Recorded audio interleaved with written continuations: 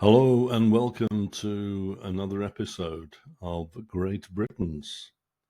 And today we're going to be talking about Isambard Kingdom Brunel and indeed his father, who also just happens to be called Isambard Brunel. I do hope you're going to enjoy the contents, and please click the like button if you do. I promise you it's free. It's entirely free, but it makes a big difference to us being able to build the channel. Okay, so let's sit back and hopefully enjoy the tale of the Brunels. Mr. Brunel Senior, if I can put it that way, he was originally from France. He was a civil engineer, but he was also an incredibly clever guy in terms of being able to invent things and do all sorts. And he was devoted to his son, Isambard Kingdom Brunel. And during the early life of his son, spent a lot of time with him, educating him, and is very aware that this was going to be a clever lad. For example, at the age of something like 8 years old, he'd been teaching his son how to understand technical drawings and and to do the mathematics associated with, working with angles and all this kind of stuff. As I said, even at the age of 8, his son could understand the main concepts of technical drawings.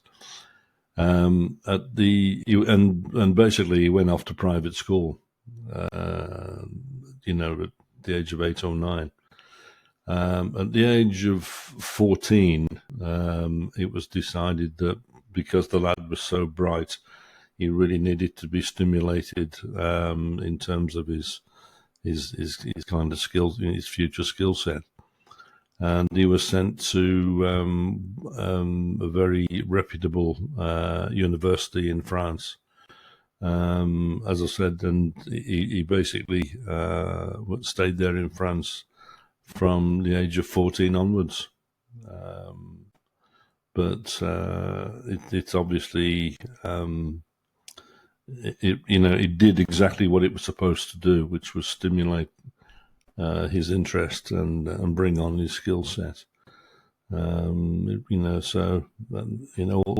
credit to his father there, like I said, in recognizing that sort of early skill set. Upon his return I guess he was, I don't know, sort of late teens, early 20s, he began working with his father on some projects and working on individual projects too.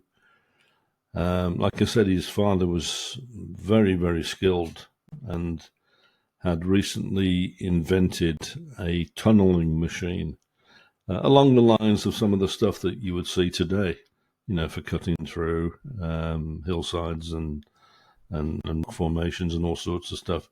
It was obviously very basic compared to the modern machinery, but nevertheless, it was still the first of its kind. And partly as a result of that, his father designed what was to be the world's first tunnel under a river. And I know this is scary stuff. And so they came up with a design for basically a tunnel that was to dig underneath the River Thames across to the other side. And it wasn't just a sort of tiny little sort of walkway bridge. I mean, this is a tunnel, rather. This is this is a full road bridge, a road tunnel built for cars and all the rest of it. So it was quite sort of it was very futuristic, given that it was built big enough to allow traffic to go underneath the Thames. His father, was kind of managing the project from a distance, I guess. Whereas, if I can put it this way, Brunel the younger, he was more of a, no, I want to roll my sleeves up and get stuck in and really understand what's going on. He was that kind of guy. And it really did want to work alongside the people that were actually doing the serious graft. So they worked week in, week out for many.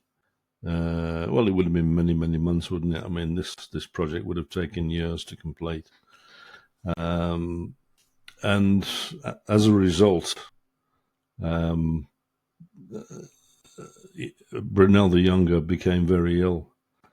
I guess what they hadn't quite allowed for is that if you think about the riverbed itself, it would have all sorts of nasties in there, and it was actually giving off toxic fumes. Now, the toxic fumes were seeping down through the riverbed and into the tunnel. And of course, week in, week out, like I said, Brunel's breathing this stuff, and it's making him very ill. He was off work for a very long time, and it really was very, very serious indeed. Fortunately, he did overcome it and continued his work, and was able to, him and his father were able to enjoy the success of getting this thing built. So, good luck to the both of them. I mean, it was quite an achievement.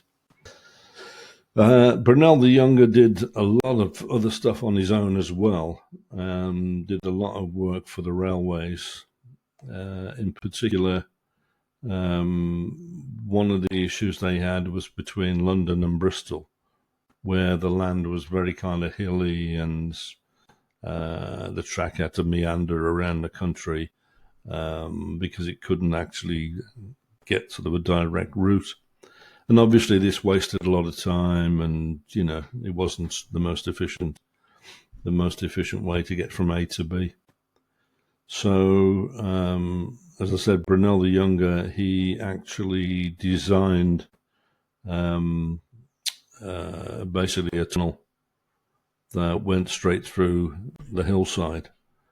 It was almost 2 miles long, and at the time, again, another world record, would you believe? It was the longest tunnel of that kind ever to be designed and built. Shortly after completion, trains were able to leave directly from London straight through to Bristol on more or less a straight line. So it obviously saved commuters a great deal of time. Brunel also, I mean, he really did build all sorts of things. I mean, he was also into shipbuilding. And, we say ships, I mean, we're talking about something the size of the Titanic. I mean, I'm not just talking about a small to medium type of craft. I mean, these things were absolutely ginormous, and meant to travel to, America and Australia, etc. And he designed the first ever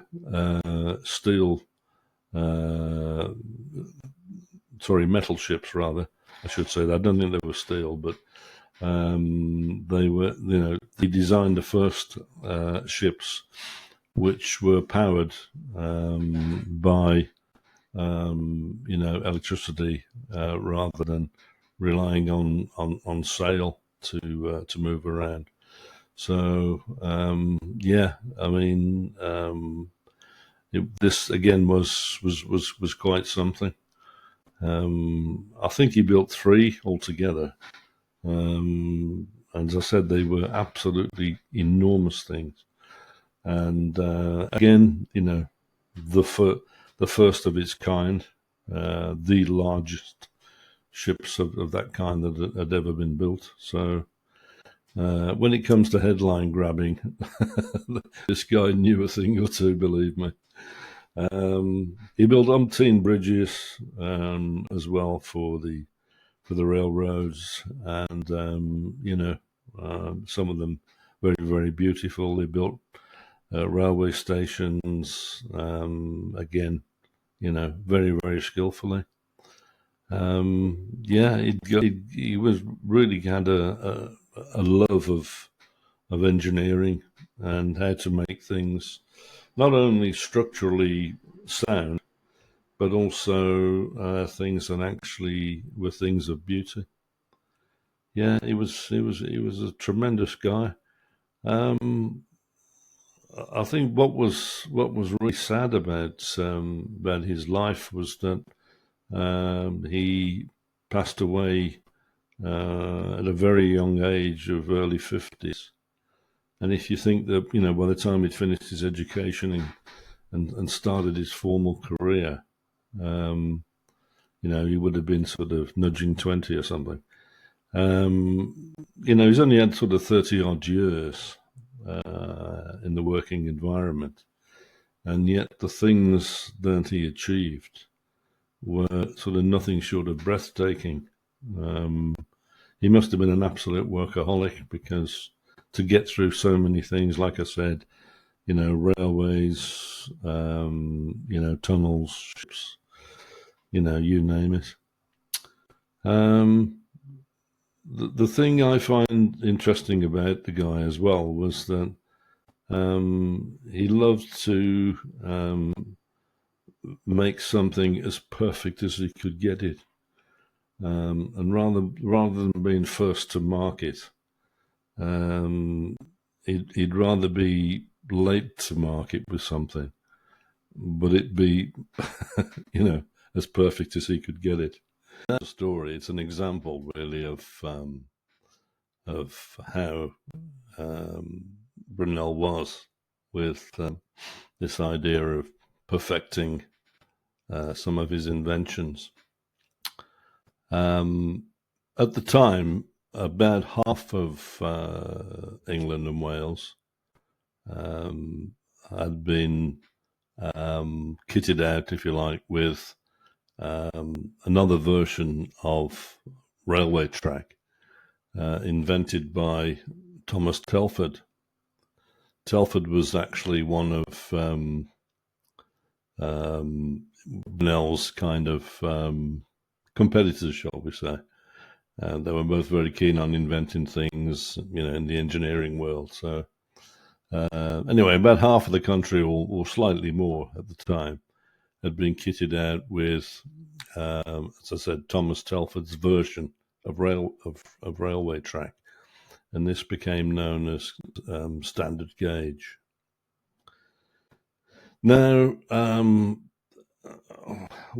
Brunel had this idea that if the rails were slightly further apart, then obviously when the train was sort of picking up speed and going over lumps and bumps in the ground, that the train was less likely to rock from side to side, therefore giving a much more comfortable journey. Yeah, fine, it all made sense. And came up with quite a low-tech way of testing this idea. So first of all, they'd go on various journeys using the, if you like, the Thomas Telford track, the sort of narrow, sort of standard gauge track, as they call it. And then he'd take other journeys based on the track that he'd invented. And the test was to take a cup of tea and to more or less fill it to the brim, and test how much of it got spilled on the journey. History doesn't tell us whether he actually took a flask with him or indeed whether there were British Rail people running up and down serving him. I really don't know how he got all of the tea, but that was the test. And it came up with quite remarkable results, which, as far as he was concerned, it actually proved the theory that it was a more stable journey, it was a more comfortable journey. Not sure whether it was any slower. It may have been. However, from his point of view, he'd come up with a great product that was superior to the one that was already in situ, as far as Telford's idea was concerned. Like I said, being right isn't always the best, and sometimes being first to market wins the race. If you look at the thing purely from a practical and I guess sort of technical and financial point of view, the fact that more than half of the country had already been kitted out with the standard gauge track invented by Telford, it was decided that that they were simply not prepared to rip all that up and start again. The cost would have been prohibitive, and it just didn't make sense to do so. I think it was a case of saying, look, we've done more than half the country. We've got a system, may not be perfect, but it works. Let's stick with what we know. So, unfortunately, on this occasion, Brunel's idea was rejected on that basis. So, lesson learned, I guess, and a lesson for us all, in terms of if you're considering inventing anything, first to market sometimes wins the race. So we'll see.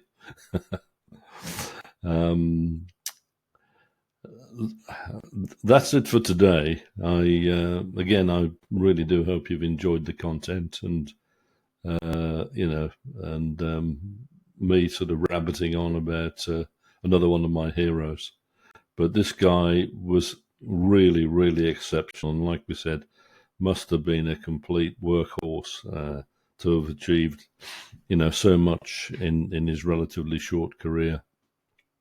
If you've liked the content, please, press the like button. It does make a difference to the channel and helps us to grow. And it is free, I do promise you. So I'll catch you next time. Take care, and bye for now.